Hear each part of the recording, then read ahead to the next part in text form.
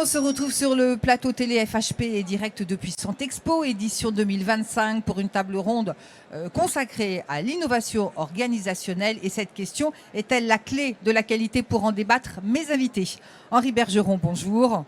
Vous êtes sociologue, directeur de recherche au CNRS et j'ajoute que vous êtes le doyen de l'école des affaires publiques Sciences Po, à Sciences Po. Merci d'être avec nous. Merci. Timothée Dumoulin, vous êtes chef de projet excellence opérationnelle dans le groupe Vivalto Santé. Merci également d'être avec nous. Première question concernant cette innovation organisationnelle, pour peut-être planter le décor, vous pouvez peut-être nous donner des exemples de ce que vous faites chez Vivalto. Tout à fait. Alors, 2 mots peut-être sur Vivalto pour démarrer. Donc, Vivalto, c'est le 3e groupe d'hospitalisation privée en France avec 53 établissements, 50 également en Europe. Et avec 2 éléments marquants qui jouent d'ailleurs sur l'innovation, que sont la gouvernance partagée avec le corps médical, donc on appelle la 3e voie, et puis également le fait que Vivalto s'est engagé dans la démarche d'entreprise à mission, et ce qui draine aussi également des sujets d'innovation. Et donc en termes d'organisation sur le sujet d'innovation, donc c'est assez structuré chez Vivalto. Tout d'abord, l'innovation est vraiment alignée avec les objectifs stratégiques de l'entreprise. Donc on a 4 axes que sont l'expérience patient, l'innovation médicale, la QVCT et l'excellence opérationnelle. Donc l'idée, c'est que chacun de ces axes d'innovation est porté par un membre du COMEX. Et donc on a une innovation qui est portée au plus haut niveau dans le groupe. Et cette innovation est aussi organisée avec une gouvernance des instances spécifiques pour prioriser, piloter l'innovation. Et l'innovation, elle est aussi organisée autour d'un process pour qu'elle puisse avoir de l'impact et des résultats qu'on peut mesurer. Donc évidemment, d'abord, on creuse les besoins auprès du terrain, donc pour trouver les pain points et pourquoi innover. Ensuite, il y a la question de sourcer l'innovation, comment on identifie les structures qui peuvent nous aider. Alors en interne, on a de l'innovation, mais également on est dans des écosystèmes avec la BPI, Coalition Next, Village by CA. Une fois qu'on a sourcé des structures, on les teste, on teste des solutions, qu'on évalue. Et si l'évaluation est positive, alors on va déployer plus largement ces innovations et rentrer ensuite dans l'amélioration continue, c'est-à-dire faire en sorte que l'innovation ne se limite pas à un établissement, mais puisse se déployer plus largement. Voilà un petit peu comment on fonctionne chez Vivalto. Alors, Henri Bergeron, vous êtes un expert en politique de santé. Quel est votre regard sur l'innovation organisationnelle? On pense gouvernance, on pense ressources humaines, mais pas seulement. Alors oui, on pense effectivement ressources humaines, on pense gouvernance, on pense process, on pense mécanisme de collaboration, coordination. Donc tout ça, ce sont des éléments très importants sur lesquels, d'ailleurs, les promoteurs des innovations organisationnelles, qu'ils soient des professionnels de santé ou plus des managers, travaillent énormément. Comment on améliore l'algorithme de décision, comment on améliore les systèmes de communication numérique entre professionnels, comment on travaille à une gouvernance partagée, comme vous l'avez dit. Mais un point qui ressort beaucoup de nos recherches, alors je dis nous parce que on est un collectif, c'est que beaucoup de ces organisations et de ces innovations organisationnelles ne fonctionnent qu'à condition qu'elles permettent une réelle coopération entre acteurs professionnels. Et très souvent, à l'inverse, j'ai envie de dire réciproquement, les difficultés de fonctionnement d'une innovation organisationnelle sur le papier sont très liées à des défauts de coopération. C'est-à-dire qu'on avait imaginé que tel service fonctionnerait bien avec tel autre service, on avait imaginé que tel professionnel communiquerait avec tel autre professionnel, et in fine, ça ne se réalise pas. Il y a des problèmes de concurrence, il y a des problèmes de conflit. Et donc, cette question de la coopération, elle est un peu un impensé, également dans les évaluations. Quand on regarde par exemple les rapports d'évaluation des articles 51 qui ont été réalisés par des cabinets de conseil, quand on regarde ces rapports, on voit bien qu'une grande partie de la performance de l'innovation organisationnelle, de sa capacité à se mettre en place, repose, et on le voit en creux, sur une bonne entente entre professionnels qui acceptent de jouer le jeu de la communication d'information, de la coordination, du respect des territoires professionnels, des missions des uns et des autres. Et en fait, c'est assez peu problématisé à l'intérieur de ces évaluations. Et je pense qu'un des leviers d'amélioration de la performance des innovations organisationnelles est très lié à la création de conditions qui sont propices à la coopération entre acteurs. On pourra revenir sur comment faire. J'ajoute que ce n'est pas simplement un facteur d'amélioration de la performance de l'innovation, c'est aussi un facteur d'amélioration du contentement professionnel. Ça nous est venu de manière très claire quand on a fait des interviews auprès d'anesthésistes, réanimateurs et de réanimateurs médicaux juste après la première vague de la crise du Covid. Énormément nous disaient ça a été extrêmement difficile, ça a été une médecine de guerre. Parfois on les interviewait après 24 heures de travail non-stop. Ils nous ont dit, j'ose dire, ça a été un moment de contentement professionnel absolument incroyable. Et pourquoi ça a été ce moment de contentement professionnel incroyable?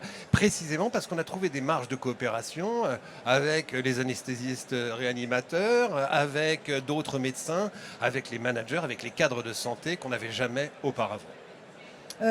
Timothée Dumoulin, dans le prolongement des propos d'Henri Bergeron, qu'est-ce que vous avez mis en place au sein du groupe Vivalto?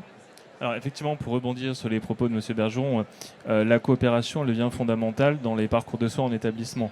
Si je prends l'exemple de l'ambulatoire ou même de la RAC, la récupération accélérée après chirurgie, on est vraiment sur des parcours patients raccourcis au sein de l'établissement, mais préparés en amont et avec un suivi, qui implique donc une plus grande variété de professionnels qui doivent coopérer entre eux. Donc la digitalisation permet également de faciliter ça, mais effectivement c'est un enjeu fondamental sur nos projets innovants. Alors pour donner un exemple d'innovation organisationnelle concrète, on déploie dans l'établissement Vivalto une solution de planification des blocs opératoires pour optimiser l'allocation des ressources des équipes de blocs opératoires. C'est la solution OPIA. Donc ça permet simplement de faire un gain de temps, d'une part pour l'encadrement, de ne pas passer des heures et des journées à planifier, mais d'avoir un algorithme qui l'aide à planifier et à mettre au regard des besoins, donc les besoins en termes d'opérations prévues, les bonnes compétences, les bonnes ressources. Donc ça, qu'est-ce que ça permet? Ça permet d'une part un gain de temps de l'encadrement qui peut se focaliser sur les tâches à plus forte valeur ajoutée, du management, du temps aussi pour intervenir en bloc, pour former les équipes.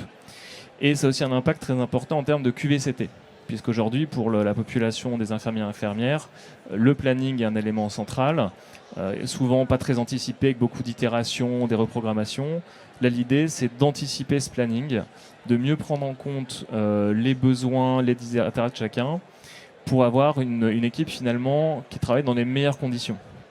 Donc ça, on veut le mesurer à travers des KPI, on mesure après le déploiement, auprès des équipes, est-ce que cette innovation a amélioré ou dégradé certains aspects des conditions de travail. Voilà. Et donc ça a aussi un aspect in fine, un impact in fine sur la qualité des soins, puisque d'abord, avec ça, on a les meilleures compétences pour les meilleures opérations. On arrive à vraiment optimiser cet aspect-là. Et puis, on a aussi des équipes qui sont stabilisées. Les populations des infirmiers et infirmières, c'est une population en tension avec un fort turnover. Et l'idée, c'est de pouvoir favoriser leur fidélisation et attirer aussi ce type de profil. Et donc, à travers ce type d'initiative, on arrive à avoir des équipes stabilisées qui travaillent dans les meilleures conditions et qui peuvent être dans les meilleures conditions pour apporter du soin aux patients. Henri Bergeron, quels sont les leviers qui sont à notre disposition? Alors déjà, nous on pose qu'il faut avoir une approche clinique, c'est-à-dire que pour créer les conditions de la coopération et donc du bon fonctionnement des innovations organisationnelles, pour qu'elles soient performantes et qu'elles permettent aussi d'atteindre des objectifs de contentement professionnel, de satisfaction au travail. Et Dieu sait si c'est important dans le secteur qui connaît, comme vous le savez, une crise de fidélisation, de recrutement pour beaucoup de types de professionnels. On a une approche clinique et on essaie de repérer, grosso modo, les endroits où il peut y avoir des frictions.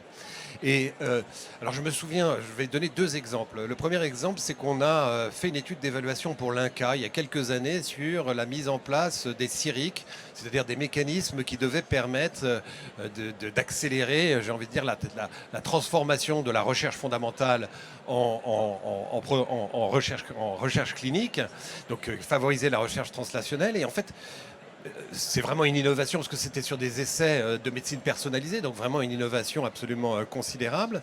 En fait, la plupart des gens qui avaient travaillé sur le dessin de cette innovation organisationnelle avaient réfléchi à tous les aspects et avaient considéré que, bien sûr, ils avaient besoin de faire des prélèvements sur des tumeurs par des anapathes, avaient considéré que la participation, la bonne volonté des anapathes était acquise parce que, par définition, c'est leur métier. Et donc, ils ne les avaient pas du tout associés au projet.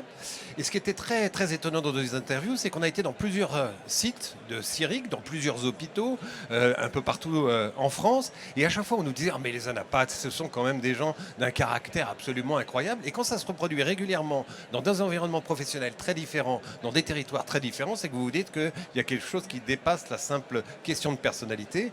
Et en fait, les anapathes participaient à ces essais de médecine personnalisée, venaient complètement bouleverser leur pratique professionnelle, venaient massifier une activité qu'ils considéraient comme moins importante par rapport à d'autres activités, notamment de diagnostic, comme plus importantes. Et c'est ces pratiques-là d'écoute de ce que sont les intérêts des différents acteurs qui permettent de, je ne vais pas dire sécuriser, mais d'optimiser les conditions de la coopération entre acteurs. Donc c'est très important, avant de mettre en place une innovation organisationnelle, d'avoir un peu ce mapping de la topographie accidentée de l'institution dans laquelle on veut introduire une innovation, de comprendre quels sont les intérêts des uns et des autres pour faire en sorte qu'on puisse embarquer les différentes parties prenantes. Dernière question pour vous, Timothée Dumoulin. Vous allez devoir vous adapter, j'allais dire, aux nouveaux besoins. Tout à fait. Alors effectivement, les nouveaux besoins. Donc l'idée, c'est, comme j'évoquais tout à l'heure, c'est les parcours de santé qui évoluent, hein, avec davantage d'autonomisation du patient, des parcours plus rapides en établissement. On voit aussi l'importance maintenant du suivi à domicile, hein. Alors il y a tout ce qu'on peut faire au domicile des personnes, l'HAD, on a le télésuivi, on met en place notamment par exemple Curity pour les personnes atteintes de cancer. Donc voilà, là il y a des changements en termes de manière d'apporter le soin assez fortes. Et puis l'autre aspect, c'est aussi la prévention, aller davantage sur l'aspect de la prévention, ce qui pour un groupe d'hospitalisation n'est pas forcément le premier réflexe. Et donc l'idée, c'est de développer tout ce qu'on peut autour de la prévention, à travers par exemple des bilans de santé, des choses qu'on est en train de mettre en place à ce niveau-là. Dernière question, Henri Bergeron. Innover, oui, mais comment? Et effectivement, s'adapter aux nouveaux besoins. Oui, alors... Comment voyez-vous l'avenir? Comment je vois l'avenir? J'essaie de le voir le positivement, voilà. Et qui va déteste parler. faire des prévisions. Les sociologues, ça travaille à partir de données empiriques sur le présent ou récoltées dans le passé, mais pas... trêve de plaisanterie. Je pense qu'il y a vraiment un intérêt, comme je le disais tout à l'heure, un intérêt à développer des études d'évaluation sur ce qui a permis à certaines innovations de faire coopérer les acteurs. J'insiste sur cette dimension de coopération parce que c'est vraiment un grand impensé, un oublié des politiques de santé. Ce qui a permis dans certains cas que ça fonctionne et dans d'autres cas que ça ne fonctionne pas. Si vous regardez l'histoire des politiques de santé en France, c'est notamment l'histoire de l'empilement des mécanismes de coordination, les pôles, les GHU, les réseaux, on n'arrête pas, même le médecin traitant d'une certaine manière est un système de coordination. Donc on empile les mécanismes sans vraiment se poser la question de pourquoi ces acteurs ne coopéraient pas jusque-là. Dans le médico-social, c'est encore plus important. Là, je travaille sur la mise en place du service public départemental de l'autonomie et c'est encore un mécanisme de coordination entre toute une série d'acteurs très éclatés, dont des acteurs, dont des médecins d'ailleurs. Et donc, au lieu de continuer à empiler, ce sera ça mon message positif, des mécanismes de coordination dont on constate in fine que dans bien des cas ils ne fonctionnent pas, qu'ils sont des coquilles vides, ou dans d'autres cas qu'ils fonctionnent mais on ne sait pas pourquoi, et bien de développer des études d'évaluation pour identifier ces patterns qui sont favorables, conducifs, comme on dit en anglais, à la coopération et la coordination entre acteurs. Eh bien, ce sera le mot de la fin. Je vous remercie, messieurs, pour votre participation à cette table ronde. Merci à vous. Quant à moi, je vous remercie de nous avoir suivis.